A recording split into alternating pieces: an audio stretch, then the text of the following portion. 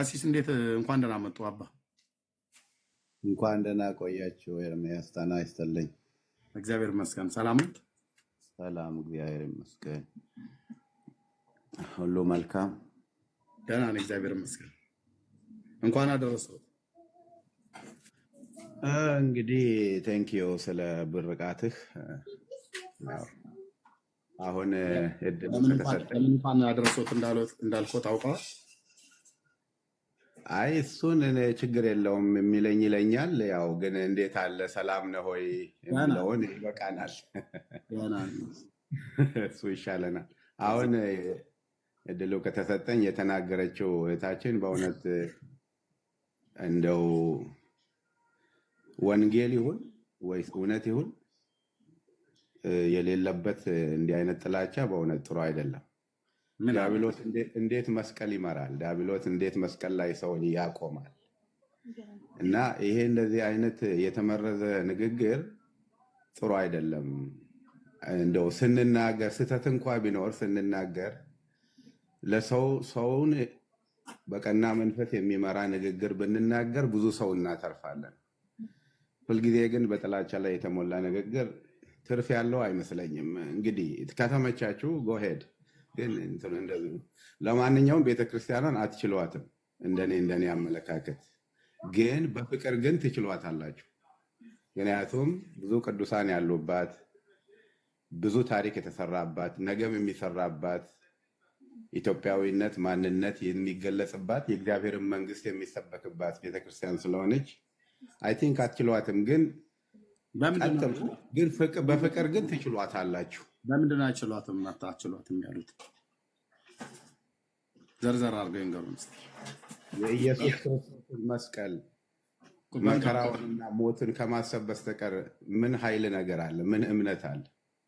ቀሲስ በምንድን ነው አይችሏትም ብለው ሲሉ በጥላቻ አትችሏትም። በእውቀት ነው ጉዳዩ።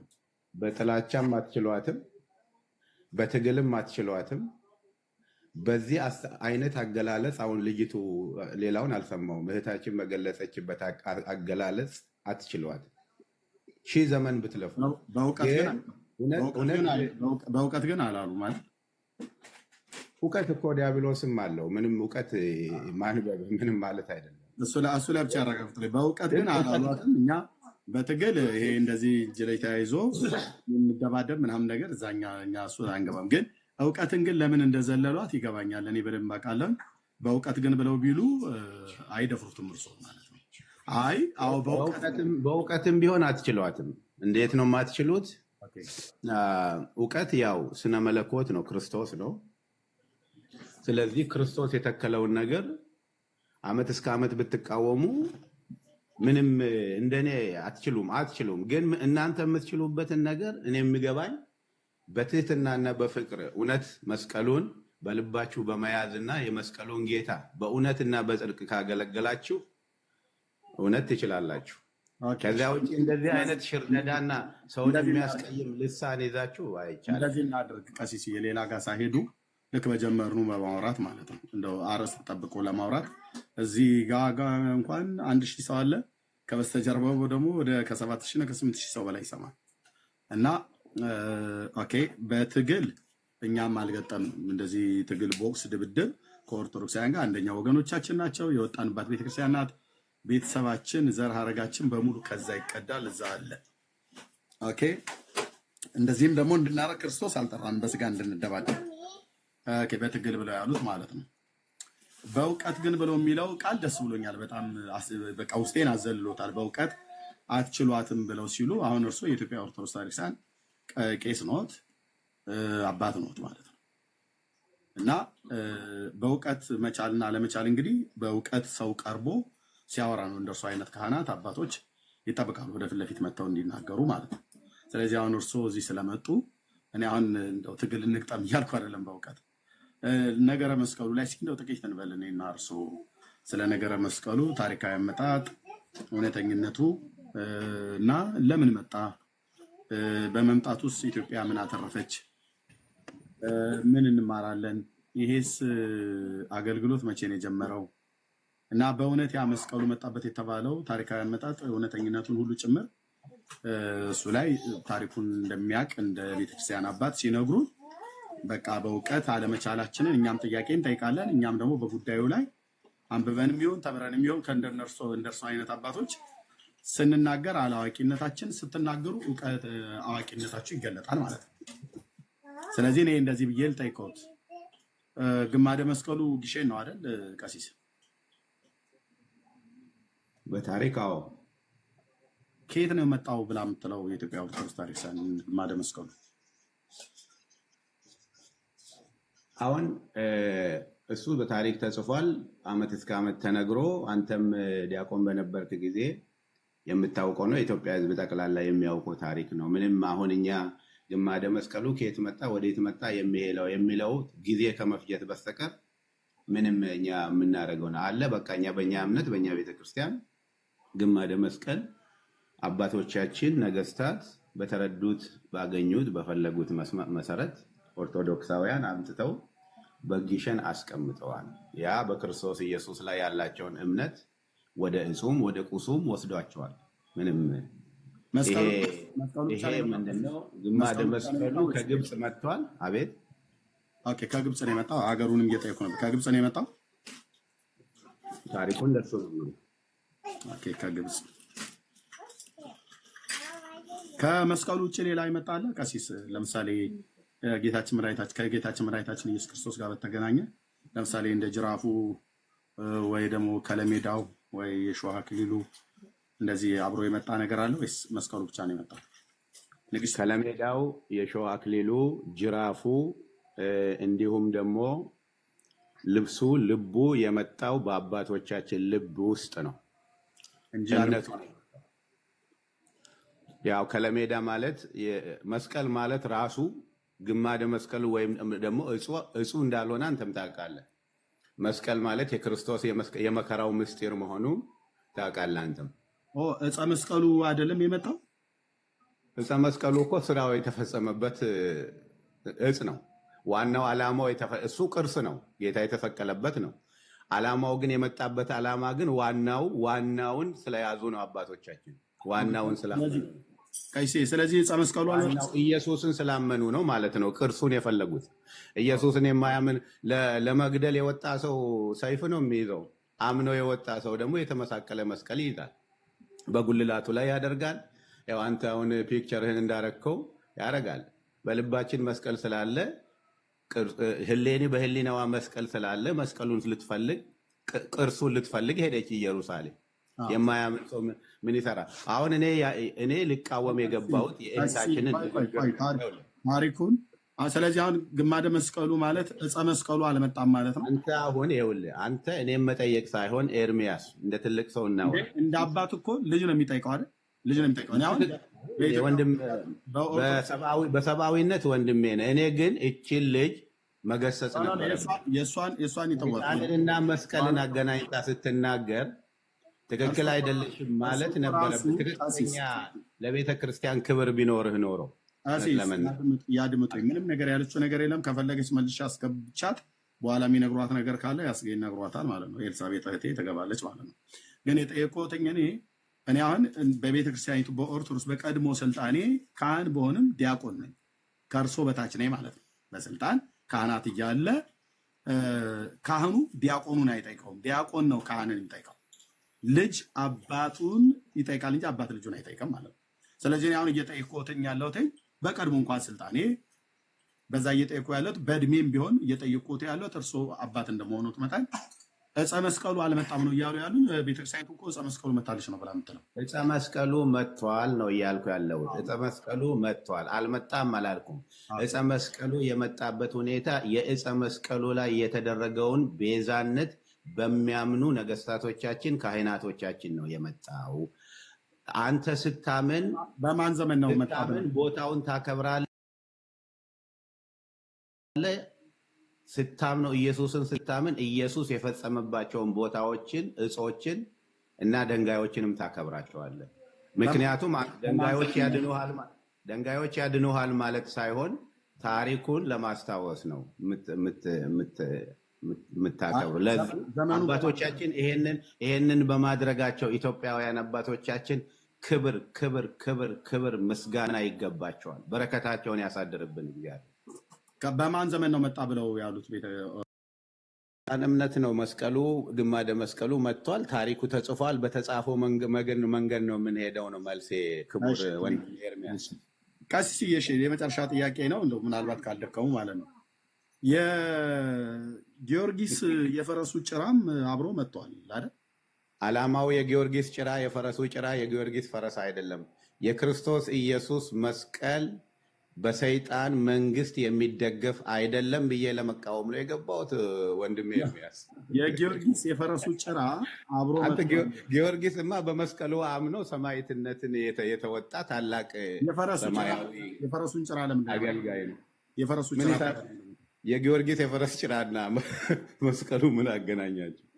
አብሮ ነው የመጣው ቀሲስ። እሱ ያንተ ትረካ ነው። እኔ አሁን በጣም ልገባም አልፈለግኩም ወደዚህ።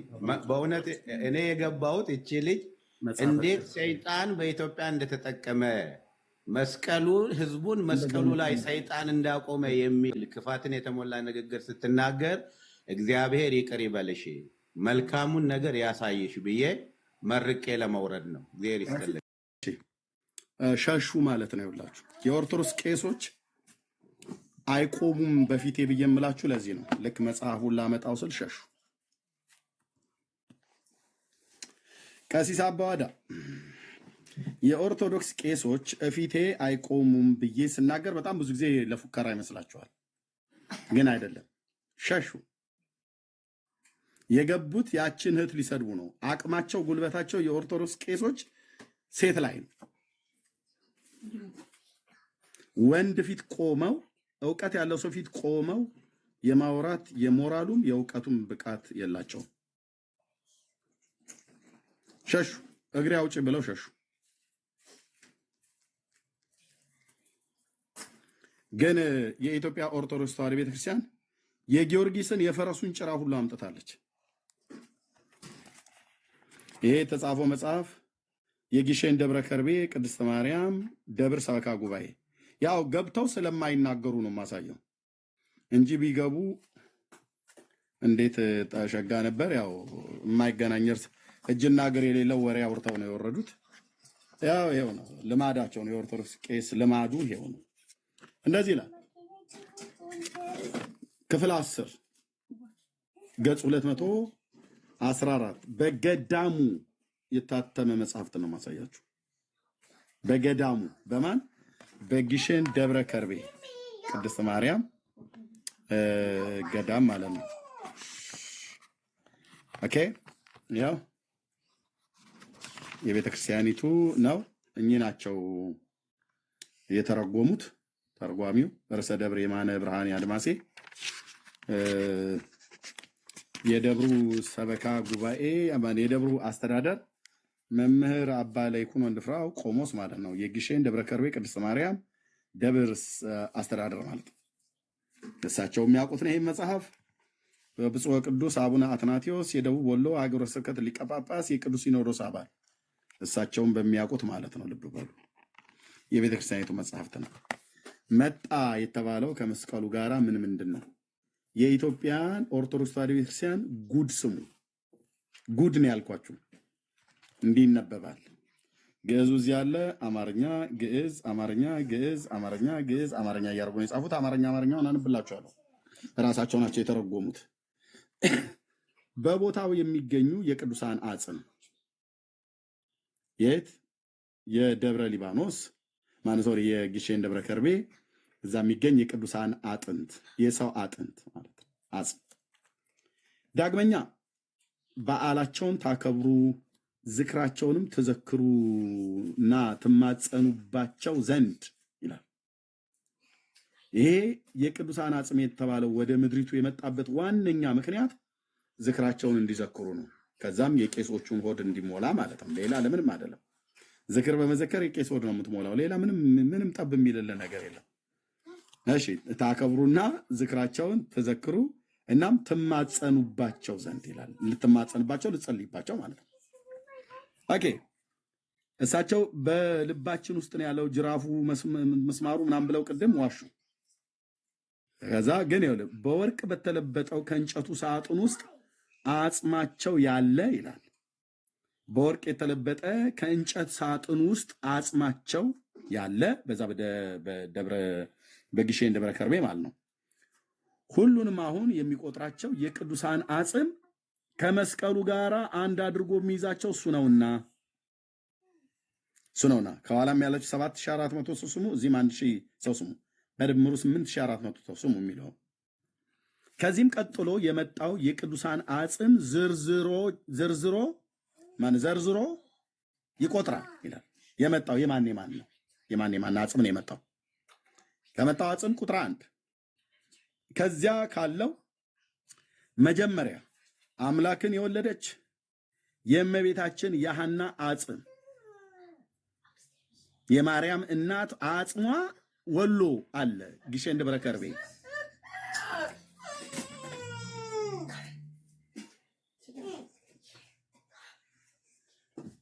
ኦኬ እሺ፣ ይሄው የማርያም እናት አጽም የማርያም እናት የሐና አጽም ይሄው እንደዚህ ብለው አምላክን የወለደች የእመቤታችን እናት የሐና አጽም ኦርቶዶክስ አምጥታለች። ለምን? ህዝቡ በአጥንቷ እንዲማጸን አጥንቷን እንዲያከብር ለአጥንቷ ዝክር እንዲዘክር ለአጽሟ ማለት ነው።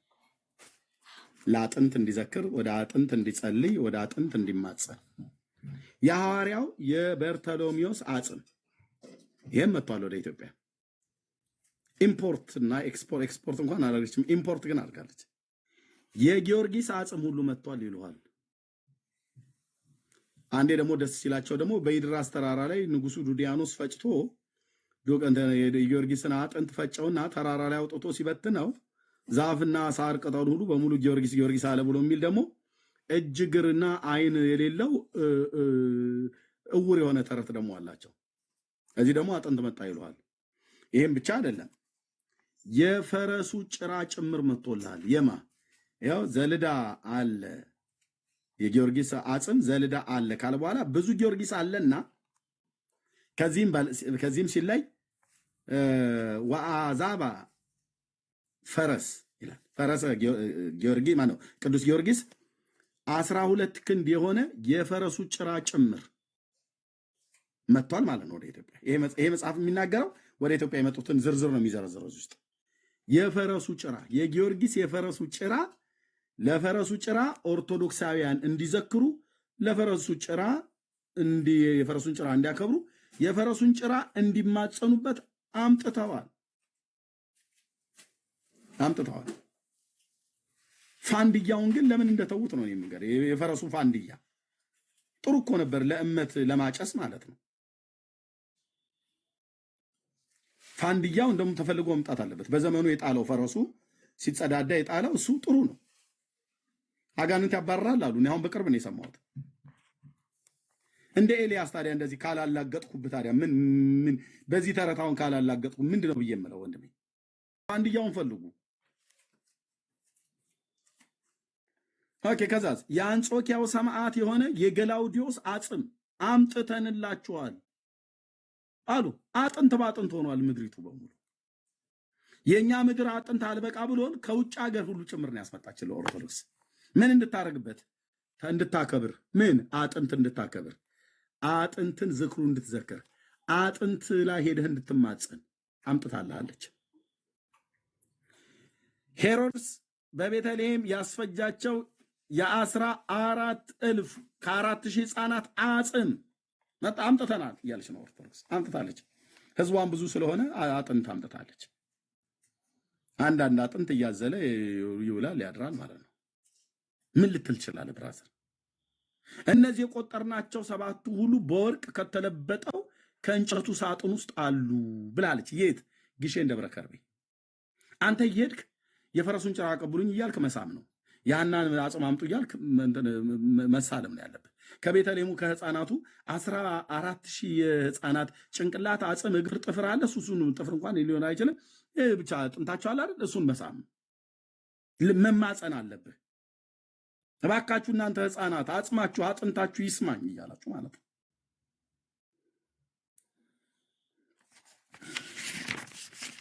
እኔ ስራዬ ማንበብ ብቻ ነው። ከዚህም በላይ አምላክን የወለደች በድንጋሌ ስጋ በድንጋሌ ነፍስ የጸናች በእመቤታችን ስም የተቀረጸችውን ታቦት አምጥተንላችኋል። ታቦትም መጣለች ከአጥንቱ ጋር። አጥንት ብቻ አይደለም የመጣው፣ የፈረስ ጭራ ብቻ አይደለም የመጣው፣ ታቦትም መጣለች። የመጣው ደግሞ ከሳውዲ አረቢያው ከመካ መዲናው ንጉስ ነው። ከመካ ነው ያመጡት። ይሄው መጽሐፍ ነው የሚናገረው። ከመካ መዲና ዘንድሮ አላህ አክበር ማለት ነበረባቸው፣ ግን አላሉ። ከመካ መዲና ነው የመጣው። ታቦቱም ከመካ መዲና፣ አጥንቱም ከመካ መዲና፣ መስቀሉም ከመካ መዲና፣ የፈረሱን ጭራ ከመካ መዲና። ንጉሱ ጋፍሄር ይባላል። ጋፍሄር ያው ስታወራ እንደዚህ እንደኔ ያወራ በመረጃ ጋፍሄር ይባላል። አሳያለሁ በመረጃ ማለት ነው። ይህችም ታቦት 10 ቃላት የተጻፈባት ታምራት የምታደርግ ደገኛ ታቦት ናት አሉ። ልብ በሉ። መቼ ነው የመጣው? በአጼ ዘርዓ ያዕቆብ ዘመነ መንግስት። አጼ ዘርዓ ያዕቆብ ዘመነ መንግስት አጼ ዳዊትና አጼ ዘርዓ ያዕቆብ፣ በተለይ አጼ ዘርዓ ያዕቆብ ማናቸው? ፕሮፌሰር ጌታቸው ኃይሌ በጻፉት መጽሐፍታቸው ላይ ፕሮፌሰር ጌታቸው ኃይሌ በአዲስ አበባ ዩኒቨርሲቲ የተጻፈው መጽሐፍታቸው ላይ በ1426 በኢትዮጵያ አቆጣጠር በ1426 ዓ.ም በስልጣን ላይ የነበረ ንጉስ ነው። ይሄ ንጉስ ፕሮፌሰር ጌታቸው ኃይሌ እንደጻፉት ደቂቀ እስጢፋኖስ በሕገ አምላክ ብሎ በሚለው መጽሐፍታቸው ላይ ኦኬ። ስለዚህ ምን ልታወራ ነው? 10 ቃላት የተጻፈበት ታቦት በንጉሱ በሰለሞን ዘመን መንግስት መጥቷል ብለውን አልነበረም እንደ የዛሬ 3000 ዓመት? አዎ። አክሱም አለ ብለውን አልነበረም እንዴ? አዎ። ታዲያ አጼ ዘርዓ ያዕቆብ የዛሬ 590 ዓመት ላይ እኮ በኢትዮጵያ ላይ የነገሰ ንጉስ ነው። መናገሻውን ደብረ ብርሃን ያደረገ። አዎ። እና በዛ ዘመን እኮ 10ቱ ትእዛዛት የተጻፈበት ታቦት መጣ ብለው የሚሉን ይኸው እዚህ። እንዴት አይነት አማርኛ ነው አንተዬ! እንዴት አይነት ግራ የተጋባ እኮ ታሪክ እንደሆነ ልነግርህ አልችልም።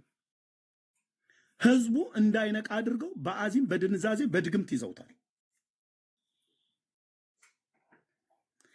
አንድ ቄስ ፊት ለፊት ያቆም ብዬ ስልህ በመረጃና በማስረጃ የተወለድክበትን ቀን ትጠላዋለህ አልኩ። እዚህ ቤት ስትመጣ መረጃ ማስረጃ ተናገር። እውነቱን ውሸት የሚቀጠፍበት ቤት አይደለም። በሰለሞን ዘመን መንግስት ታቦት መጣ ብላችሁን አልነበረም እንዴ? እኔ ማማዛግ ሄጅና አምጭልኝ ደቂቀ እስጢፋኖስ የሚል መጽሐፍ ያለሽ ያን ቡኒ ስታንሻለህ ፕሮፌሰር ጌታቸው አይደለም እሱን የመጀመሪያው ነው ትልቁ እሱ ጋር የለም።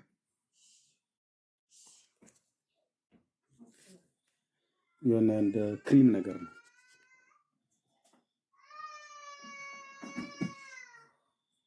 እዛኛው ላይ እዛ ኢትዮጵያ ታሪክ የሚለው ጋር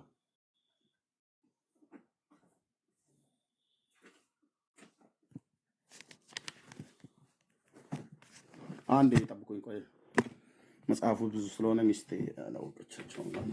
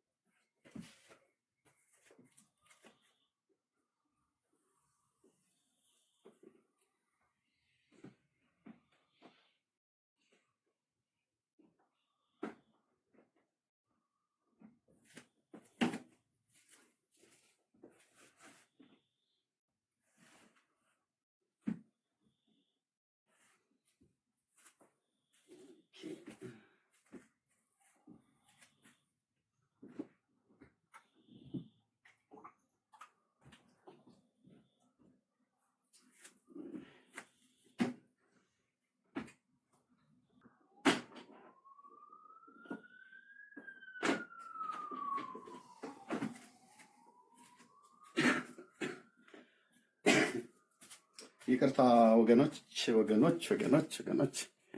ብዙ መጽሐፍ ስላለ ይሄ መጽሐፍ እውቅ ምሁር የሆኑት ፕሮፌሰር ጌታቸው ኃይሌ የሚባሉ ታዋቂ ምሁር የጻፉት መጽሐፍ ነው። ደቂቀ እስጢፋኖስ በሕገ አምላክ ብሎ የሚለው የአጼ ዘርዓ ያዕቆብ ንግስና በ1426 እንደሚጀምር የአጼ ዘርዓ ያዕቆብ ንግስና በ1426 ዳጊ የሚዩት አድርገው በ1426 እንደሚጀምር እኔ አይደለሁም ያልኩትኝ ፕሮፌሰሩ ምን ብለው እንደጻፉ ይሉት ባይዘው መጽሐፍ ያገኘ ሰው ገዝቶ ያንብበው።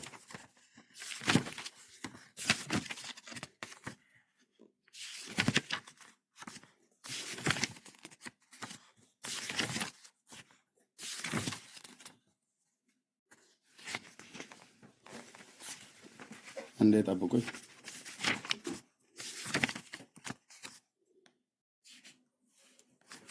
ያው ያው አጼ ዘርዓ ያዕቆብ አገዛዝ ከ1426 እስከ 1460 ማለት ነው። በኢትዮጵያ ላይ የነገሰ ንጉስ ነው። መስቀሉ መጣ ተብሎ የሚባለው በዚህ ዘመን ነው። ይሄንን ታሪክ ንጉሱ የነገሱበትን 1426 ብዬ ስል ፕሮፌሰር ጌታቸው ኃይሌ በአዲስ አበባ ዩኒቨርሲቲ አሁን ሞተዋል። አይ ቲንክ እሳቸው ሞተዋል።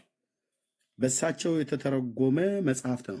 ደቂቀ እስጢፋኖስ በሕግ አምላክ የአጼ ዘርዓ ያዕቆብ ግፋዊ አገዛዝ ጭፍጨፋ በኦርቶዶክስ ተዋሕዶ ቤተክርስቲያን አገልጋዮች ላይ የተደረገውን ወንጀል በፊት ለፊት ያጋለጡ በብራና የተጻፈውን ሁሉ ጭምር አውጥተው የተናገሩ ናቸው።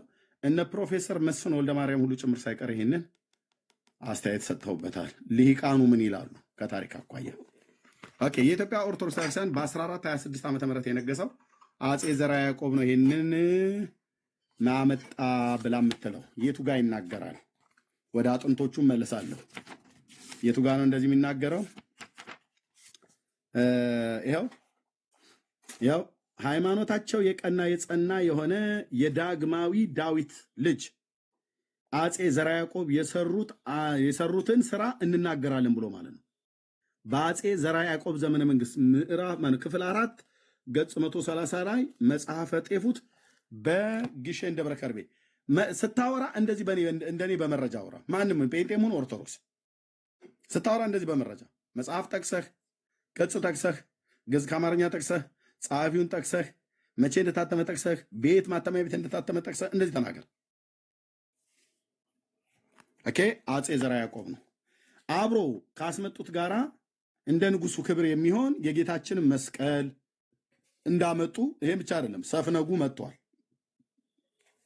ከለሜዳውም መጥቷል፣ የእንግርግሪት የታሰረበት ገመዱ ሁሉ መጥቷል። ኢትዮጵያ አክሊለ ሶፉም ሁሉ መጥቷል። እሾሁ ማለት ነው፣ ጭንቅላቱ ላይ ደፋው የተገረፈበት ጅራፉን። ይህንን ሁሉ ወደ ሀገራችን ወደ ኢትዮጵያ እንዳመጡት ያመጣጡ ምክንያት እንናገራለን ይላል። ጅራፉ መጥቷል፣ ልብ በልና ስባኝ። አክሊለ ሾሁ መጥቷል፣ የታሰረበት ገመድ መጥቷል፣ ከለሜዳው መጥቷል፣ የለበሰው ልብስ እንዲሁም ሰፍነጉ ሁሉ ጭምር ሆምጣጣ ያጠጡበት ማለት ነው። አጥንት መጥቷል፣ የማርያም እናት አጥንት፣ የ14,000 ህፃናት አጥንት፣ የበርቶሎሜዎስ አጥንት፣ የጊዮርጊስ አጥንት፣ የሊቀ ጳጳሱ የሳዊሮስና የዲዮስቆሮስ አጽም ከአውሮፓ ከመቃብር ውስጥ የጊዮርጊስ የፈረሱ ጭራ ሁሉ ጭምር መጥቷል መጥቷል። እናንተም ቢብላችሁ ኢየሱስ ጌታ ነው ትላላችሁ ጴንጤዎች። ይሄን ሁሉ አምጥታ ቤተክርስቲያኒቱ ደክማ ኢየሱስ ነው ህይወት ብለሽ ሄድሽ ወደ ኢየሱስ ማለት እንኳንም ሄድሽ ወደ ኢየሱስ ነው የሚሻለኝ ብለህ ሄድክ። ኤርሚያስ አንተም ቢሆን እንኳንም መጣን። የፈረስ ጭራ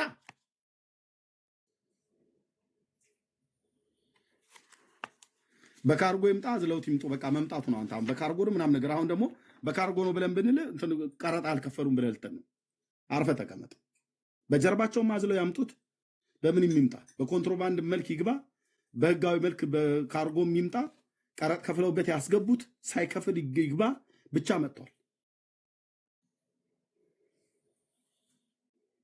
ሌላ ጦስ ልሰበስብብን እንደገና በካርጎ ነው ወይ መጣው ትላለህ እንዴ? ዝም ብለህ ስማ አንተ። መጥቷል። ኢትዮጵያ ያልመጣ ነገር የለም። እሺ እንቀጥላ። የትም አትሄዱ፣ እንቀጥላለን። 10 ቃላት የተጻፈበት በጻድቃን በሰማዕታት በመላእክት ስም የተቀረጸ 2 ማለት ታቦት ሁሉ ደገኛ ነውና ብለዋል። 10 ቃላት የተጻፈበት በጻድቃን በሰማዕታት በመላእክት ስም የተቀረጸ ታቦት ሁሉ ደገኛ ነውና ብለዋል። ደገኛ ነውና ሲጀምር 10 ትእዛዛት የተጻፈበት ታቦት አላች እንደ ኦርቶዶክስ የላትም። ምንድነው ብለው የሚሉት ራሳቸው?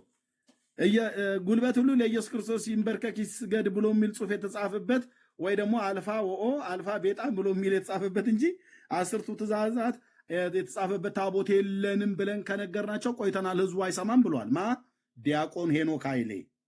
አቤት መረጃ፣ አቤት መረጃ። ከፈለክ አሰማለሁ ቪዲዮ። ኦኬ። ከዚህ ቀጥላችሁ የጻድቃንን የሰማዕታትን የጊዮርጊስንም የፈረሱን ጭራ ኮቴውን ሙሉ ጭምር የመጣበት ምክንያት በዓላቸውን አክብሩ፣ ዝክራቸውንም ዘክሩ። በዚህስ ሲሳይነ ዘለለ ዕለትን የሚለው ማን ነው? ቄሱ። በእርግጥ ምንመኑም ይበላል ይወዳል። ማህበር ሰንበቴ እንደዚህ የሚጠጣ ነገር ማለት ነው።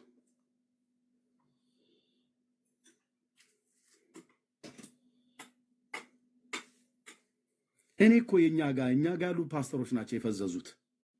እኔ ምንም አልገባኝ ብሎ ያለ እኛ ጋር ያሉ ፓስተሮች ተኝተውላል፣ አንቀላፍተዋል። ነብይ እንኳን የሚባሉትም በዛም በዚህም ተሯሩጠው ይበላሉ። ፓስተሩና እንደኔ አይነቱ ወንጌላዊ ግን ለጥ ብሎላል። በምን ጉዳይ ነው የተኛው? ምንም ምእመኑን እንደዚህ እንትን ከንፈራችንን የሚያረጥብ ነገር ይዘውም እንዲመጡ አይመክሩም። ሰንበቴም የለም እኛ ቤት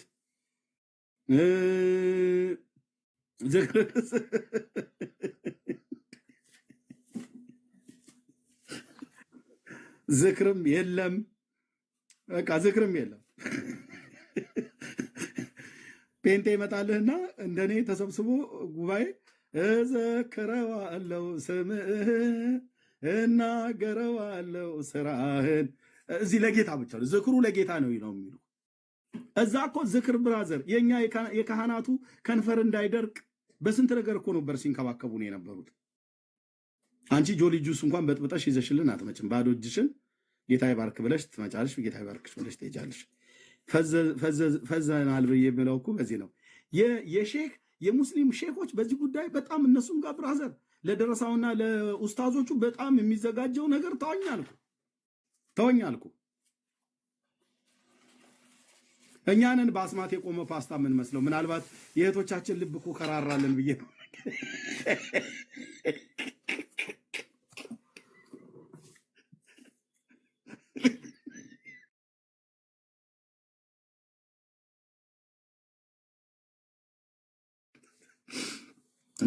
ምናልባት ቢራሩልን እህቶቼ እኮ ብዬ ነው። እግረ መንገድ ለጨዋታም ነገር ነው። እኛ ነን አልኩሽ። በቃ በአስማት የቆመ ፓስታ መስለን የእስላሙን ሼህዩ ቦቴ መኪና ይገለብጣል። የኦርቶዶክስን ቄስዩ ትራክተር ሊገለብጥ ይችላል ካለው ጡንቻ የተነሳ። ሄኖክ ሲንገሌ እንኳን የተናገረውን ያንን ስብከት እንኳን ሰብታችሁ እንዴት ነው ምንም እንትን አትሉ? እዘክረዋለሁ ስምህን እናገረዋለሁ ስራህን አልቆጥብም ድምፄን ከፍ አድርጌ ይሄ ነው እላለሁ አምላኬ። ጴንጤ የሚዘክረው የጌታን ስም ነው። እንኳንም ተሰብስበን የምንዘክረው የጌታን ስም ነው። ኦኬ።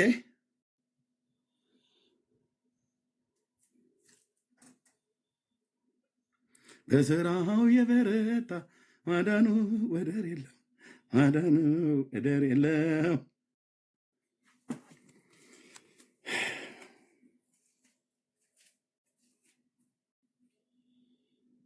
ከዚህ ቀጥሎ የጻድቃንና የሰማዕታትን በዓላቸውን አክብሩ፣ ዝክራቸውን ዘክሩ፣ መታሰቢያ ያድርጉ ማለት ነው። ጸበል ጻድቅ። በዚህ ቁጥር አንድ ማን ነው ተጠቃሚ? ቄሶች። አንተን የዘላለም ሕይወት ካልፈለኩ ሆድ የምፈልግ ከሆነ በአንዴው የቀነኒሳን ሩጫ ሮጬ ወደኋላ ነው የምመለሰው። ሆድ የሚያስፈልግ ቢሆን ሆድ ለዘላለም ጥንቅር ብሎ ይቀር። ኢየሱስ ወደ ኦርቶዶክስ ነው መመለስ ያለብህ። ሆድ ከፈለግ ጴንጤ ጋር ብትመጣ ምን ሆድ አለ? እውነቱን ልንገርህ፣ ምን ሆድ አለ?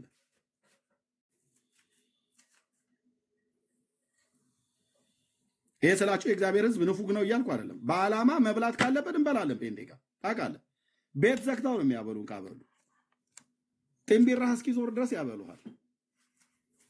አንዴ በጣም የገረመኝ ዩጎሲቲ ቸርች ለአምልኮ የእሑድ ጉባኤ እዛ ለቤቴ ይቀርብ ነበርና ላመልክ ሄድኩኝ እና የዛን ቀን የነበራችሁ ሰዎች ምናልባት ታስታውሱ ይሆናል። እንደዚህ አይነት ፕሮግራም ተደጋግሞ ተደርጎ ከሆነ እና ለመጀመሪያ ጊዜ ያየሁት ማለት ነው። አምልኮ ካለቀ በኋላ ፓስተር ሞ በሩን ዝጉት አለ፣ ማንም ሰው እንዳይወጣ አለ። የምሳ ፕሮግራም እዚሁ ተዘጋጅቷል፣ ማንም ሰው እንዳይወጣ በሩን ዝጉት አለ። ከተንበሩ ያ ሁሉ ቸርች የመጣ ህዝብ እና በኋላም ነገሩ የምር ነው። እኔ እንደዚህ ኩኪስ እና እንትን ዳቦ ቆሎ ምናምን ነገር መስሎኝ ነበር። ለካ የምር ነው። በኋላ ላይ በየተራ ተሰልፈን ስንሄድ አንድ ማት ክትፎ፣ አይቤ፣ ጎመኔ ምናምን ነገር አይ ቲንክ አንድ ወንድም እኔ ነገረኝ ይሄንን እንዴት ቤተክርስቲያን እንደዚህ ልታረግ ቻለች ብዬ። ምክንያቱም ከፍተኛ ገንዘብ ነው። አንድ ሰው እንግዲህ የነገረኝ እውነት ከሆነ ማለት ነው፣ እውነት ከሆነ እሳቸው ናቸው ያደረጉት ብሎ አለኝ። አንድ ትልቅ ባለሀብት የደንበል ህንፃ ባለቤት አቶ ይምሩ እሳቸው ናቸው ይሄንን ያደረጉት ይመስለኛል ብሎ አንድ ውስጥ አዋቂ ነኝ ብሎ የሚል ሰው ነግሮኛል። ተሳስቶ ከሆነ አይዶ ነው።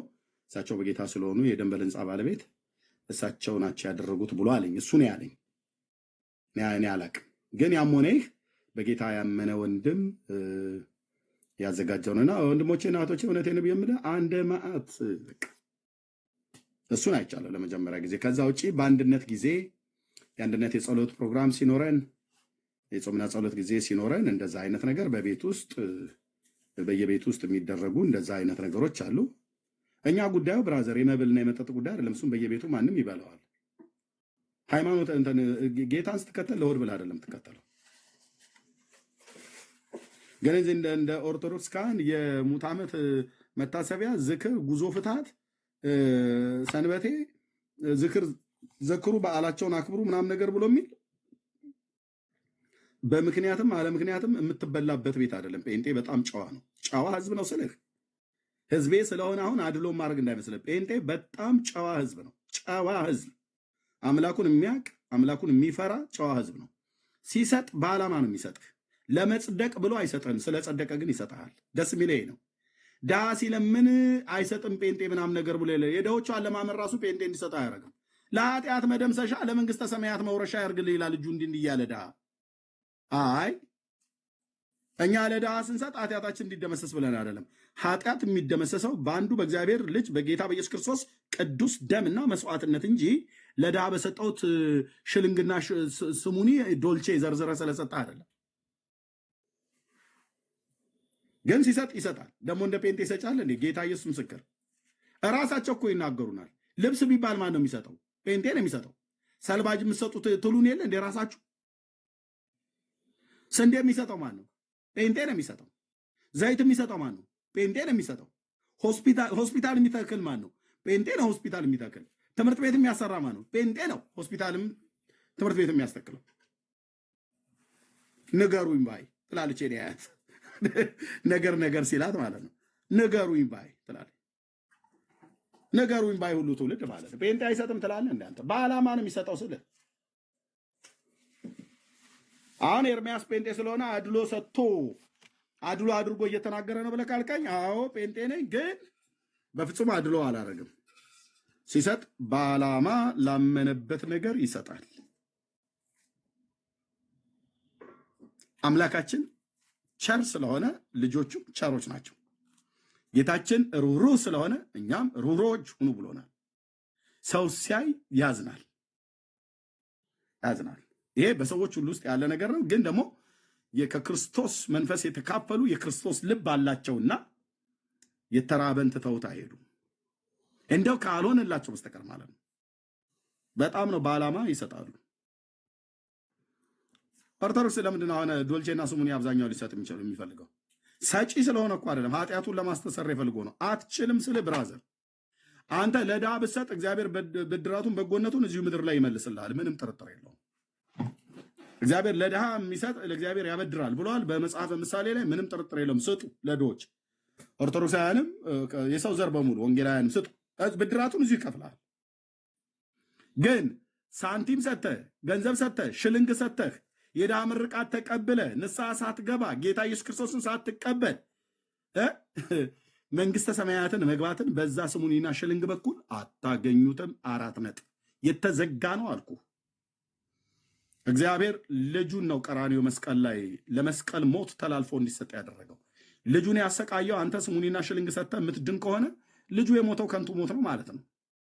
አታምታታም ስል ብራዘር እንዲህ ዝም ብለህ ምንድነው ባልነጻ ህይወት ባልተቀደሰ ህይወት ጌታ ኢየሱስን ሳታምን ሄደህ የምትገባበት የአቶ ዘርጋው አዳራሽ አይደለም መንግስተ ሰማያት። የበጉ ደም ያለባቸው ማህተም የታተሙ በመንፈስ ቅዱስ የርስታቸውን መያዣ የተቀበሉ ስምህ እየታየ ነው የምትገባው እዛ። መልአኩ ስምህን ያየዋል።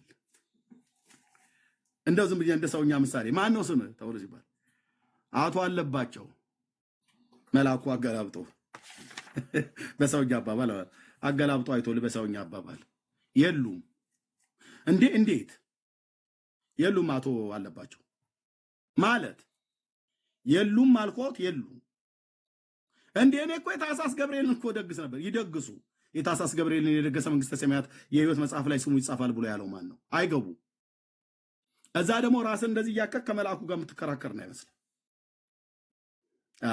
አዎ እና በማን ነበር የህይወት መጽሐፍ ላይ ስማቸው የሚታተም? በበጉ ደም ህይወታቸውን ያነጹ። በጉ ማን ነው? እኔ እኮ በግ ምንም አላውቅም። አያውቁም። እርሶ የሚያውቁት ጥፍራቸው ተነቀለ፣ ጥርሳቸው ወለቀ፣ አንጎላቸው ፈሰሰ የሚል እዚህ አንድ ማዕት አለ የተጻፈ የሰው ታሪክ ማለት ነው። በጉ ቀራንዮ ላይ ታርዷል ብለን ስንል ባለፈው ቄሶች ሲስቁ ነበረ። ጌታ ኢየሱስ ምስክር አልኩ። የምን በግ ነው ደግሞ የምትሉት እያሉ ማለት ነው። አያውቁም። በግ ካወቁ እነሱ ይሄን 4 እግር በግ ነው። አንዳንዶቹ ነዋ በጉ ለእግዚአብሔር ዘያሐጥት ኃጢአት ዓለም ብሎ የሚለውን ይጠቅሱና ግን በግ ብለህ ስትላቸው ማን ነው በግ አያውቁ። እግሩን አስቶ ገና ይስቅልሃል። ቄስ ነው ግን በግ አያውቅም። የእግዚአብሔር በግ ተብሎ ሲባል ነው ደግሞ ታረደ ቀራንዮ ላይ ታረደ ብሎ እንዴት እንደዚህ ይባላል? ኧረ እንደዚህ አይባልም ይለዋል።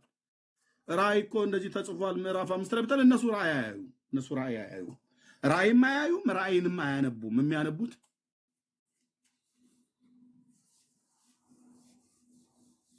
ይሄ ደግሞ ታረደ አይልም። የእንትና እግራቸው ተቆረጠ ይላል።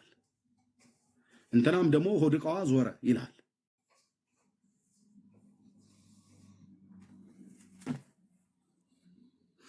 እሺ እዚህ ላይ ካልኩ ይበቃል።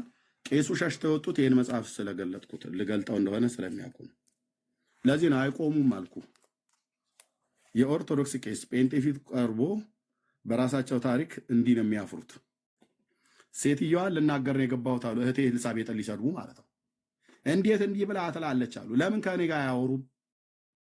እህቴ ኤልሳቤጥን ይተዋት፣ እሷ የኔ እህት ነች። ደግሞ የተናገረችው ምንም ነገሮኛ ነገር አልተናገረችም። ለምን ከኔ ጋር አያወሩም? እርሶ ቄስ ነው፣ እኔ ዲያቆን ነኝ። ማውራት ነው። አሁን ምንም ወንጌላዊ እንኳን ብሆን እዛ ተምሮ ቀዳሽ ነበርኩ። አሁን በጸጋ ሰባኪ ነኝ። ቀርቦ ማውራት ነበር። ስለዚህ ታሪካችሁ ከመካ መዲናው ንጉስ እንደመጣ እሱን ላስነብብና ለወንድሞቼ ልስጣቸው፣ እነሱ ይናገሩ። እኔ ብዙ ዘበዘብኩ።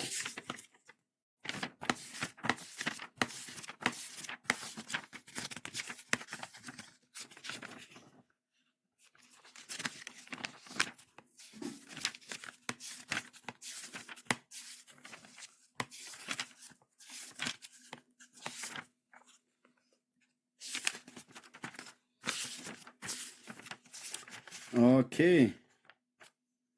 የአርሴማ አጽም ሁሉ ነው ባይዘው የመጣው። ብዙ የሐዋርያት የበርናባስ አጽም፣ የእስጢፋኖስ አጽም፣ የአርሴማ አጽም ሁሉ መጥቶላል። አጽም አርሴማ አጽም ባጽም ሆኗል። ብራዘር ዳግመኛ በዓላቸውን ታከብሯቸው፣ ዝክራቸውን ትዘክሩና ትማጸኑባቸው ዘንድ አጽመ ቅዱሳንን አምጥተንላቸዋል። ወደ ኢትዮጵያ ያልመጣ አጥንት የለም። የሰው አጥንት ምን ያደርግልኛል? አንተ በጌታ በኢየሱስ መንፈስ እንዴት እንደሚያስቆጣው ከክርስቶስ የተቀበሉ መንፈስ እኮ እንዴት እኮ አንተ ደስ ይላል። ኦኬ እሺ ይሄንን ሁሉ ከየት አመጣ ነው ብለው የሚሉት ከመካ መዲናው ንጉስ ጋፊሄር ከተባለው ይሄው ገጽ 130 ኦኬ ያው ሉቃስ የሳላት እመቤታችን ምንድነው መስቀሉ መጥቷል። መስቀሉ፣ ሰፍነጉ፣ ከለሜዳው፣ አክሊለ ሦኩ ሉቃስ የሳላት የእመቤታችን ስዕል ሁሉ መጥቷል። ጅራፉ መጥቷል። ገጽ 130 ላይ ማለት ነው። እዚህ ገጽ 142 ላይ ነው።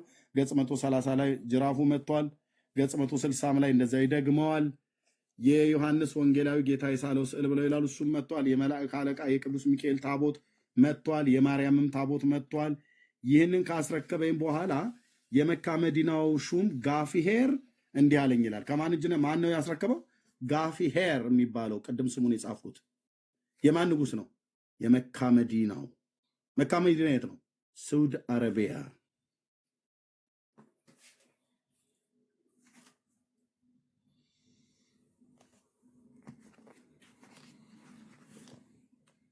ማሻላ ነው እንጂ ማለት ያለብህ የምን በስመ አብ ወወልድ ወመንፈስ ቅዱስ ነው።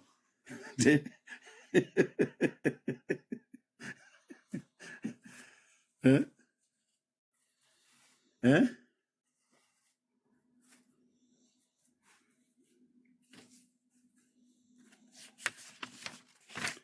ያው እንዲያውም ከዚህ ሊዋጋው ሲል አፄ ዘርዓ ያዕቆብ ምን አለው? ከዛ ምታ ምንድነው? ከዚህም በኋላ ምታ ነጋሪት ክተት ሰራዊት ብዬ ይላል አፄ ዘርዓ ያዕቆብ ማለት ነው። ሰራዊቴን ሰበሰብኩ። ከዛስ ከመካ መዲናውም ሹም ከጋፊሄር ጋር ለመዋጋት አደሌዋ ድረስ ዘመትኩኝ ይላል። ከመካ መዲናው ንጉስ ከጋፊሄር ጋር ለምን ወዛ የዘመተው? በዚያንም ጊዜ ስለዚህ ነገር እንዴት የእስላም ንጉስ የጌታዬን መስቀል ለመያዝ ገንዘብንስ ለማድረግ ቻለ ብዬ ከእሱ ጋር ለመዋጋት መንፈሳዊ ቅናት ቀናው ይላል። የእስላሙ ንጉስ እጅ ነው መስቀሉ የነበረው። መስቀል ብቻ አይደለም ታቦቱ የነበረው። ታቦተ ሚካኤል፣ ታቦተ ማርያም ሁሉ ስዕሉ ሁሉ ጭምር እስላም እጅ ላይ የነበረ ነው። ልክ ብፁዕ አቡነ እንድርያስ እንዳደረጉት ማለት ለእስላም 15 ታቦት እንደሰጡ ታቦታቱም ደግሞ 2 ታቦት ደግሞ እስላሞቹ ሰጥተዋቸዋል። ጋፊሄር የሚባለው የእስላሙ ንጉስ የመካ መዲናው ሹም ጋፊሄር፣ የመካ መዲናው ሹም የእስላሙ ንጉስ ጋፊሄር ይባላል። ስለዚህ ዕፀ መስቀሉ ጅራፉ ምናምን ነገር መጣ የተባለው በሙሉ ኬት ነው? ከመካ መዲና ነው። ሂጅራ ነው መሄድ ያለብህ ብራዘር። እኛ ላይ ሙድ አትይዝም። ጴንጤ መስቀል አያከብርም ብለህ ትላለህ እንዴ አንተ? የራስህ ታሪክ በራስህ ታሪክ እንዲህ እንላችኋለን። ኢየሱስ ይሻልሃል። ይሄ የትውልዶች ተራ የሆነ ታሪክ። ለሚጠይቀኝ ሁሉ መልስ አለኝ። በዚህ ጉዳይ ዲቤት መግባት ፈልጋለሁ ብሎ ካለ በልልታና በጭብጨባ ቦታ ነው የምቀበለው። ያን ሰው ቄስ ይሁን መነኩሴ ይሁን ብቻ አገልጋይ ይሁን የቤተክርስቲያን ዲያቆን ይሁን ቆሞስ ይሁን በልልታ መርጌታ ይሁን በልልታ ነው የምቀበለው።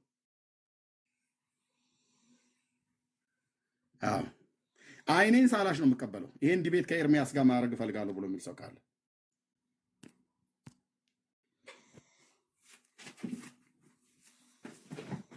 እና ይሄን ነው ብዬ የምለው። ጸጋ ይብዛላችሁ። ተባረኩ። ሶሪ በጣም